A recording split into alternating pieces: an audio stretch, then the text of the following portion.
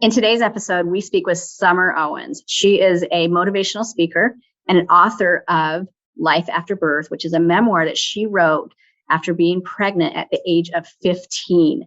And she talks about how she survived and thrived through the challenge of being a teen that was pregnant. Yeah, it's an incredible story. So if you find yourself in this situation, if you're a teenager, or if you're a parent of a teen who has dealt with this or dealing with this right now, we hope her story will inspire you to realize there is hope and encourage you that there is life after teen pregnancy. Please enjoy this episode.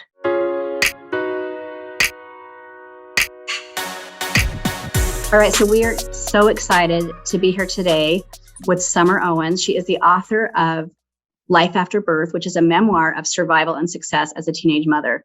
And so we really wanted to dive in with you, Summer, on how we can change the narrative in supporting our teens when something like this happens unexpectedly. But before we do that, we would just really love to hear a little bit about your story and what brought you into this place where you are today.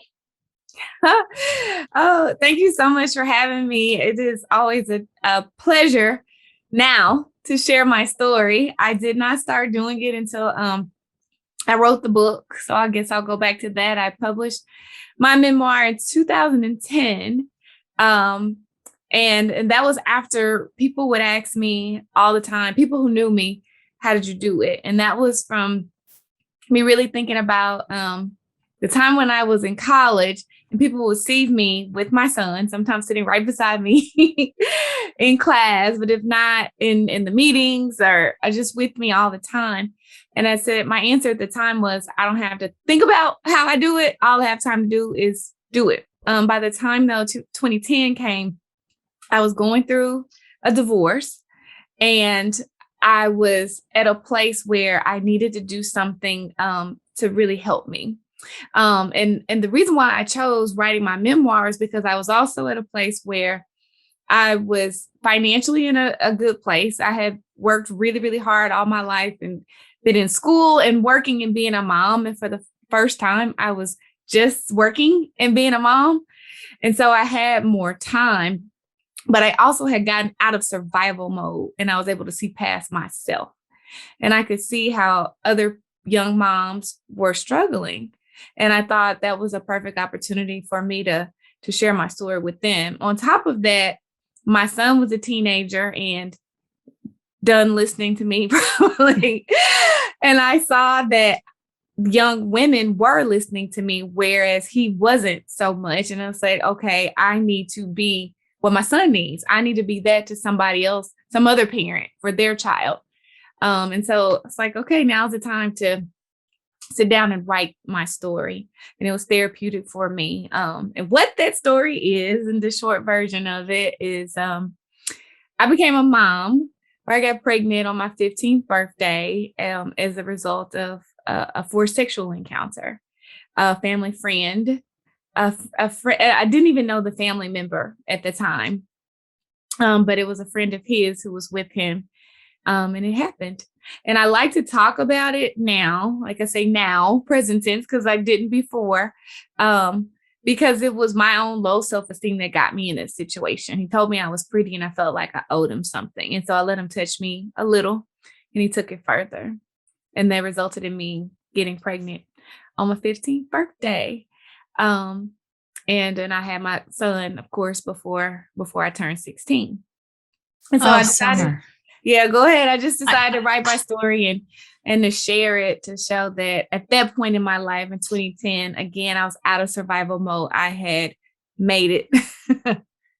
I just can't even imagine. One, here it is your birthday. And, it happens way too often. But the emotion I'm feeling of hearing your story, that is really heavy.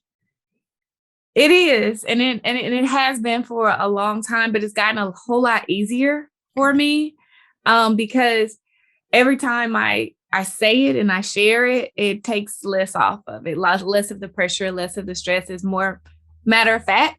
This is what happened. It's a fact. It happened. And it does happen, as you said, all the time.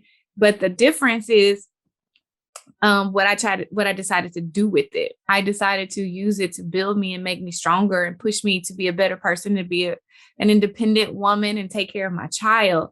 And then when I got to the place in my life in 2010 where I realized the power of me sharing it and how it could help other people and free other people and push them to the success that they deserve in their lives, it motivated me to share even more.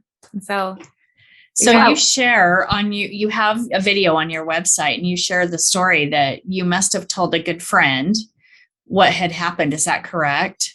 I told my cousin, and yeah, I tell the whole story in the book in detail, but she was with me at the health department, or I actually was with her at the health department, and birth control because everybody knew she was sexually active. I was not. And I was like, well, let me go in here and just see, because being ignorant, I like to talk about this too. I have programs in schools now to really help deal with this. I didn't know. My mom didn't really talk to me, or anybody didn't really talk to me about sex. So I didn't know, but I assumed once it happened that I might have an STD or I might be pregnant. Or not even I really thought in my mind that I did probably have an STD. And the pregnancy part was like, no, surely not. But I knew it was possible. But what I didn't realize when she told me to pee in a cup, that was the test. And she came back in and she said, well, your pregnancy test came back positive. And that shocked me because I didn't even know I had taken one. And my cousin heard me. She was like, what? And, and so, yeah, so that's how it got out. And I tell the whole, the full story on how, because even that part was a journey after I found out and getting to the point where I delivered. So I want you to take us back, Summer, and talk about that whole process when you learned that you were pregnant and the process of going through what was life going to look like now, because I remember thinking that and being scared and not knowing how this was going to play out. Also, parents, having to tell your parents, I don't know if that's your story or not, as far as what that looked like. I'll let you share that, but that piece and the decision-making of what to do. Yeah, it was definitely scary for me. I was the good girl. I made good grades in school. I was sort of on, that path where people expected a lot out of me, I think, or expected me to do well. And when that happened, yes, I was scared. I was very, very scared. The decision to tell my mom was taken away because of the story I just told. When my cousin found out, it got back to her. But I was devastated in the fact that I didn't know who I was pregnant by. So it's another story that's in the book where that situation happened to me, but I felt guilty because I had a boyfriend who I had not been intimate with. And so I did. And then that put me then I found I was pregnant. So that put me in a place of, I'm not sure.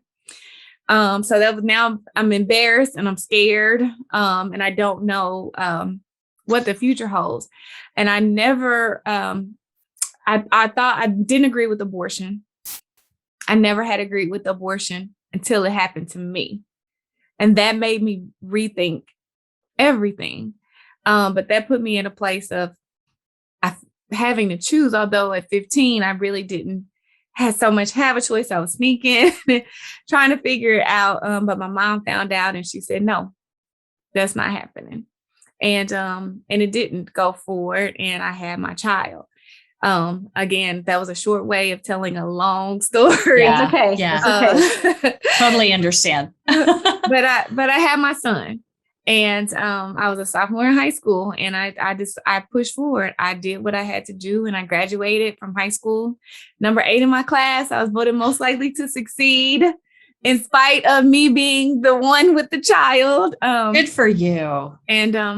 And I got a full scholarship to college. And so that set me on my path to say, I'm going to be the teen mom, but. Well, and I think that's such a great message, because ultimately what the fear with a parent as well as us, because as a teen, we're so in this place of like the fear is so overwhelming because we have no idea what to expect, what is going to happen, and how we're going to navigate it. But as a parent, and I'm not like prescribing this in terms of like what happened with you or what happens with everyone, but we also, some parents kind of fall into that their life is over. Yeah. They can't, now what are we going to do? And I really want to share with our listeners, if they're a parent of a teen and they're maybe, worried that this might happen or it has happened, how they can help their teen feel more supported, that life can be okay and they're going to be okay.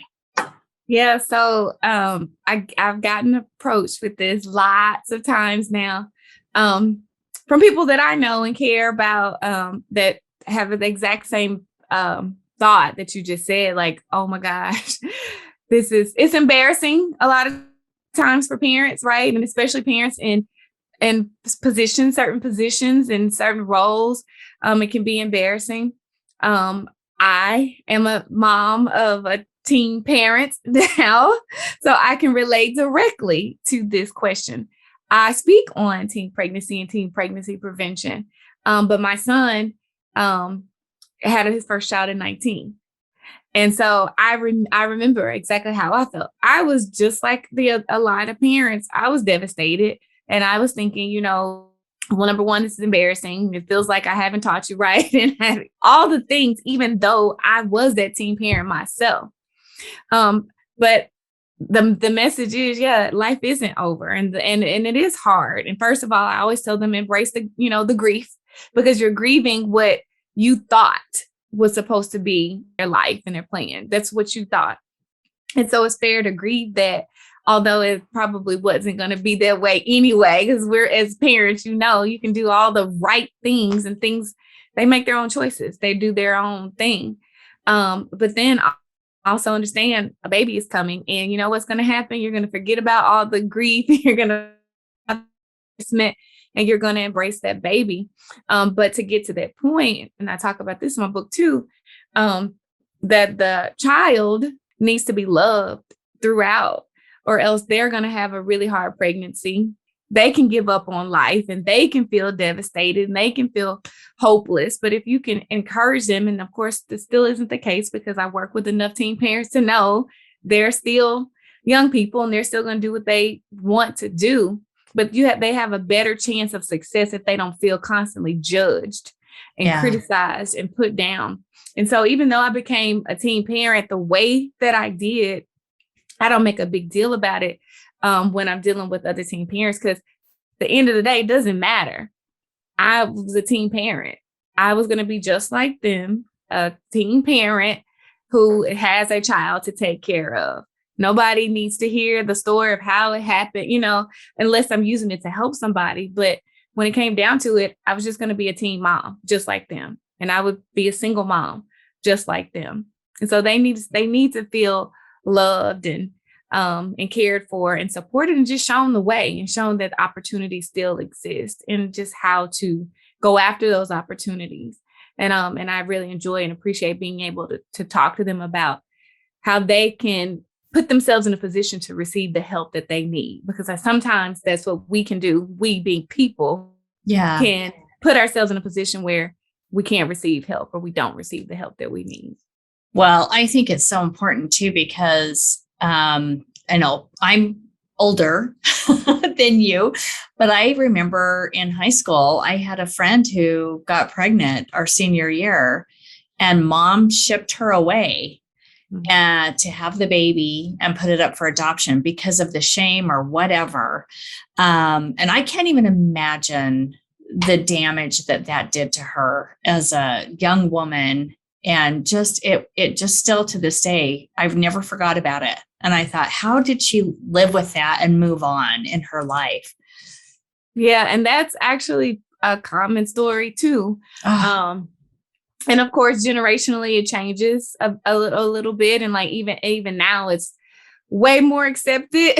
And so it's a balance I think it's a good balance in that. But I do know, even in my own family, of situations like you just described, where the The teenager was shipped away or put in a school or sent away, and either the child was given up for adoption or they had the child but just not around. Yeah.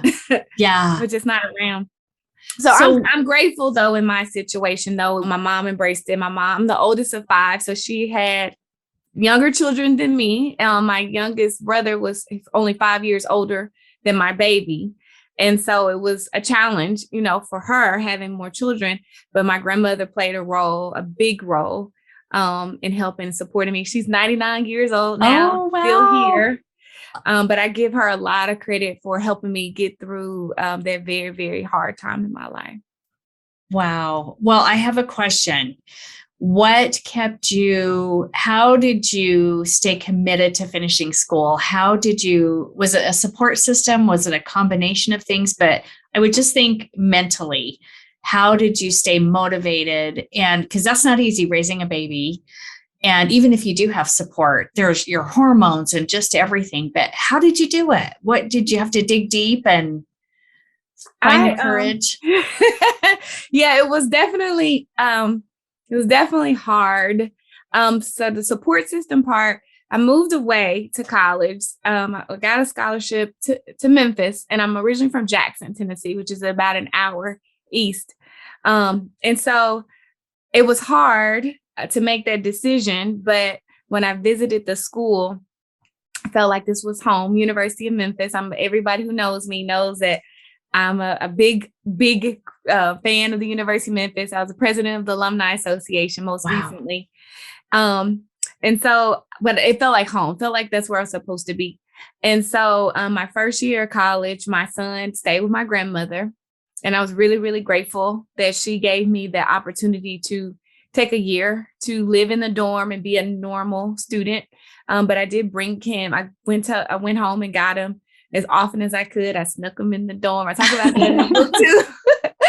I snuck him in the dorm. He went to class with me until he could go to the daycare program on campus. So he's old enough to do that. And so that was in my second year of college. Then I moved him to Memphis and I moved off campus so I could have him with me. The support system I've created there in college, because I went to college on a leadership scholarship. It was the Emerging Leader Scholarship. Wow. And that required me to be involved in different organizations and take on leadership roles. And so I was a student, but I was actually involved in these different organizations. I had meetings, I had events, I had programs, and class and work. I had an internship too. And so that those things were important to me though, because part of answering your question, even though that added more to my plate, those were the things that kept me excited and engaged in the college experience. I was meeting people, I was making new friends, I was building my network, and I was getting babysitters. Yeah.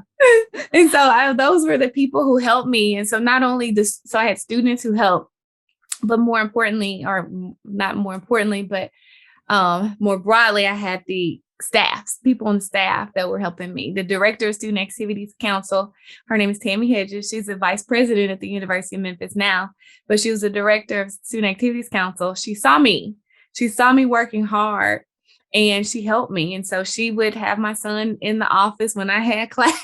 Oh, her secretary was a babysitter. They loved on me and they helped me to get through. But the other part of the answer, and probably the biggest part, was I was focused on my why. Like, why was I in school? Why did I start in the first place? And that was because I wanted to have a life of choice, where I could choose where I live, what kind of house I had, what kind of car I drove, where whatever I bought, and traveling, all those things. I wanted to be choices for me. And I knew getting my education was the venue for it. That was the only way I was going to get there, is if I got my education, got my degree. I knew enough people who did not have an education, and no judgment on them at all, but I knew that their choices were more limited, and I did not want to be in that position. And so that's what kept me focused, was seeing the end. And then, like I said, I had fun, I got involved, and that helped me to get through. So Summer, you have such a beautiful story, and kudos to your mom, to your grandma for really embracing you and your baby and helping you navigate those future years. Because I remember going through that process myself. I was probably a little bit more limited. I didn't know if I would have that option. And so I kind of sat back, and it took me a little bit longer to go down that path of going, okay, I do have a choice, and I can provide, and I can still have what I had dreamt of having. But I am sure you've come across a lot of teens and parents through the work that you do where they don't have that same story. Yeah. And what are you telling them? And how are you helping them navigate that to find the positive? I like to focus on what you do have more so than what you don't have. And so even with my mom and my grandmother, who are awesome, I call them silent cheerleaders because they weren't the ones like, yes, you go to college and you can there. They would babysit occasionally if I needed them to. My mom would drive me to my doctor's appointments because I had a kid before I could drive, those kinds of things. But when I moved to Memphis, I didn't have either one of them. And so that's why I like to make that point, is that I created my support system based on who I was and my drive. People saw me working hard, so people wanted to help me. And not everybody wanted to help me. And the help, you're a parent, you need help until they're out of your house. And even still, Yep. you still need a level of help, right? But people are more likely to help people who are trying to help themselves. And so that's what I like to talk to, because I do work with a lot of young moms who are in really hard situations. But I like to point out to them, they have a lot of the resources that I didn't have. So that a lot of them attend the School for Teen Moms adolescent parenting program, where that's already built in daycare. So you just got to get to school. And granted, I recognize that's even a challenge, just getting to school. But once you get there, you do have childcare and other resources. There are tons of resources out there. So it's just a matter of focusing on what do you have more so than what you don't have. And you made it happen. You just found the resources and made it happen. That's so incredible. Well, and it goes back to the why. Yeah. If your why is strong enough, then you can make it happen. Okay, so today, tell us about the work you're doing today. Yeah, so I wrote that book in 2010, and it changed my life. I was working at FedEx at the time in advertising, and I love my job because for the first time I was working like normal business hours, because I started my career with the Memphis Grizzlies NBA basketball team. And so I was working a lot, and it was a whole lot as a single mom, but my son was there with me. So he was at the games. He probably liked it. He did. So after I got my master's degree, so I got an MBA, and I said, okay, now it's time for me to go make some money. And I changed jobs, and yeah, he was like, why did you quit? But then I started working for a Service Master. And while I was there, I had to travel more than I wanted to. Although I love traveling, it was very hard being a single mom with no family in town. And so I started working at FedEx. And while I was at FedEx, for the first time, I could travel when I wanted to, and made more money than I ever thought I would make.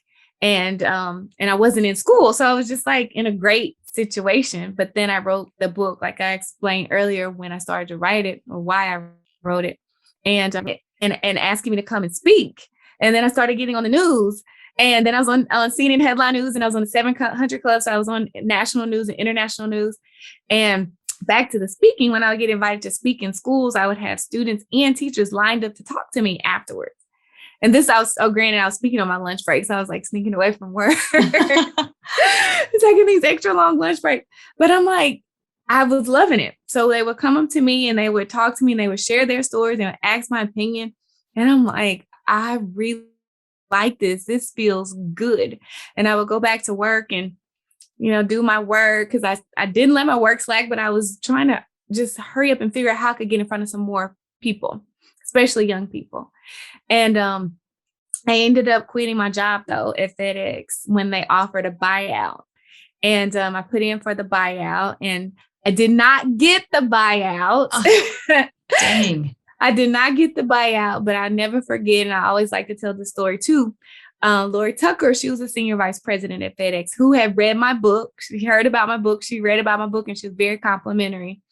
But she came up to me and she said at a luncheon and she said, "Did you get the buyout?" And I said, "No, I didn't get it. I just found out the night before I did not get it." And she said, "You're leaving anyway, aren't you?" And I said, I am. And then I was like, wait, I can't believe I just told her I was leaving.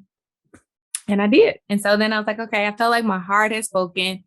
I had to get myself ready to go. And so I did. I left on a hope and a prayer. And that was in 2013. And here we are. Wow. So you're now a motivational speaker. So now I speak. So that led me to, I discovered a speaking career. I never, ever thought that would be something that I would do, but I discovered a speaking career. And since then I started doing coaching and really excited about a curriculum that I have. Again, I work with so many educators who were telling me their students were reading my book and their words were, they won't put this book down.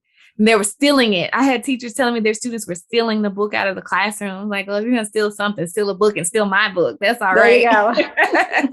And so I had a teacher, actually a professional school counselor, asked me if I had a curriculum to go with the book.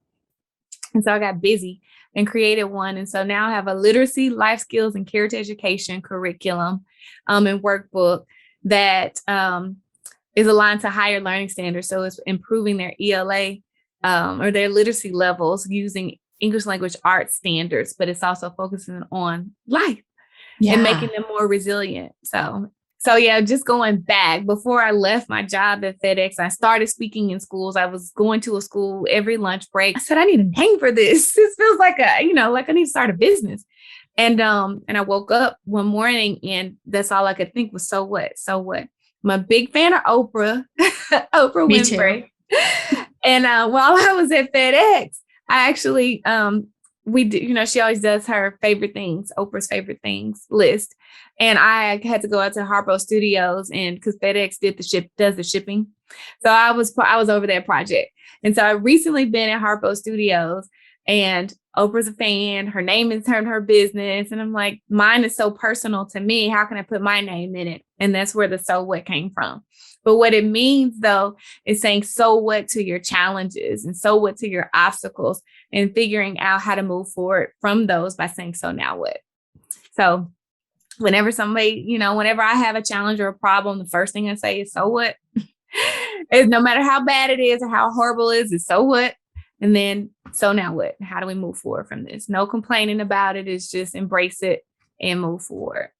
Oh, I love it. And you can buy you have shirts and stuff for sale on your site, right? I do. I love it. Perfect. So Summer, you are doing coaching, you said. Yes. So tell us about the coaching. The coaching, and I'm moving to a group coaching model now just because the one-on-one coaching takes a lot of time. And I would need to charge more than I want to charge because I want to be accessible to as many people as possible. But the coaching just came from me constantly being asked, how did you fill in the blank? Because I've done a number of different things and I want to help people do it. That's why you see my YouTube channel. I put so many videos out there. And that's why I do a lot on social media is because I'm like, if I can, and I blog too, if I can answer the questions and you can get the information for free, I'd rather do that. But I love going deeper and working with people to help them live what I call so what success lives. So we all have challenges. We all do. No one is immune to them. They all might just look different. But what's big to me might be small to you and and conversely for anybody. But I like to help people, change their mindset about obstacles and their challenges so that they can see, even when we started, you guys said I've accomplished a lot. I'm like, I have, and I'm really grateful for that. But I don't believe I've done anything that you or anybody else could not do. They can do it. I'm like, if I can do it, with the child and without my family and without the support that a lot of people think I had. I'm grateful for the support I had, but I did a lot of this by myself. And so if you have any type of support system, whether it's one that people are just throwing themselves to help you, or if you got to go out and knock on doors and say, I need help, Right. whatever it is, you can have on in life. I believe that with all my heart. And I like to show people how. Well, and when people have a challenge in their life, or they feel like they're feeling defeated, discouraged, whatever the situation is, I've learned that we get new perspective when we hear someone's story. We can also heal through hearing someone's story, because just like you said, if they can do it, then we find that power of going, I can do it. And so you sharing your story as you are learning has been so powerful, I'm sure, to so many teens that may not be in the same situation. It could be anything, that you are giving them it's okay, and that they can still power forward. Absolutely. And not just women. I'll tell you that's one thing that happened, what really pushed me to get into this, is when people started reading my book. I wrote it for teen moms. That's who I wanted to read it, to see that they could make it. That some of them were like, oh, you have a big house and a nice car, and like, you don't understand. I was like, well, let me tell you how it started. Yeah. And so that's when they read the book. But then I started to see there were so many people that were my age who were reading. It's like, well, if she went back to school, I can go back to school. Yeah. And there were men who were reading it that were telling me, now I understand my daughter so much more. Now I understand single mothers so much more. And so it just depends on where you are in life. And that's also why I have a 5th grade version, middle school, high school, teen mom, and college version of my workbook, because they read my book as a textbook, but it just depends on where you are in life, what you get out of it. Okay, so Summer, I have a question. Okay. What would you tell your 15-year-old self today? Yeah, I get emotional. I've been asked this before. Exactly like that. What I would tell her is, it's going to be okay. It's going to be okay, because, at that time, I spent more time crying than anything at all. More time crying than anything at all. I would just simply say, it's going to be okay. And you know what? It's actually going to be way better than okay. You are going to blow your mind, is what I would tell her. Oh, I love that answer. Well, Summer, what advice would you give? And I know you give advice all the time, every day, I'm sure. If we've got a teenager listening right now to this podcast, not right, but when this podcast gets aired, Sure. They're listening, or a mom who just found out their teen is pregnant, or maybe even the son is dealing with that as well. That's a really good perspective to talk about as well, is our sons. Any advice that you would want to give them right now if they're right in the thick of it? Will be a little bit different for each of them. Yeah. But first, I would say the same thing I would tell myself. It's going to be okay. It's going to be okay. But the general advice I would say to all of them is seek counsel. So talk to somebody. So if you're the girl or the boy, find somebody who's been there, done that, and talk to them. But probably more important than talking to them, listen to them. Listen to them, because that's the harder part, probably. That's the harder part, is listening to the advice and then taking the advice that they have to give. Again, for me, when I work with young people, because I don't just work with teen parents, but just young people, period, I can see the path to make it excellent. I can see it. I can see how it can be better than fine, but it's a matter of, them embracing the advice. And so and the same is true for the parent who may find out that their child is pregnant, and they're just hurt, and they're upset, and they're angry, and they're let down, and I've seen it happen, say some things that they probably shouldn't say, that are hurtful and can make the relationship more strained, more, or make it the situation even more difficult. So that would be the advice I would give. The general advice that I would give is find somebody who has been there and done that, and talk to them about how you feel, because your feelings are very valid. But then listen. And take the advice that they give. Oh, that's great advice. Okay, tell our audience how they can find you, and give us all your contact information. Awesome. So I make it easy and just say my website is summerowens.com. And on my website, you'll find my blog and links to all of my social media. So I'm on YouTube. That's the thing that I'm doing a lot with right now, is because I like them videos out there. And I actually wrote, this might be helpful. I did videos for each of the lessons learned that I wrote at the end of my book. So every chapter has lessons learned from that period in my life. And I did a video for every one of them. It's 92. 92 lessons. And I did that for the 10th anniversary of me publishing the book. But I'm really excited about that. But YouTube, I'm on Instagram, I'm on Facebook, and I'm on LinkedIn. Those are my main ones. But that's where I'm at. All you got to remember is summerowens.com. You can find everything else. Beautiful. I love it. Well, thank you. My pleasure.